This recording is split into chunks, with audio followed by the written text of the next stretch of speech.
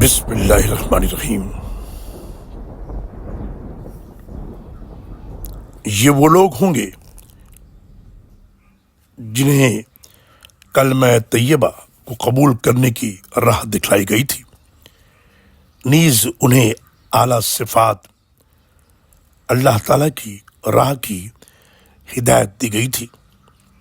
بلا شبہ جو لوگ کفر کرتے ہیں اور لوگوں کو اللہ کی راہ سے اور مسجد حرام سے روکتے ہیں، جس میں ہم نے وہاں کے باشندوں اور باہر سے آنے والوں کے لیے برابر کے حقوق رکھے ہیں، اور جو کوئی از راہ ظلم مسجد حرام میں کجروی اختیار کرے، ایسے لوگوں کو ہم المناک عذاب دیں گے۔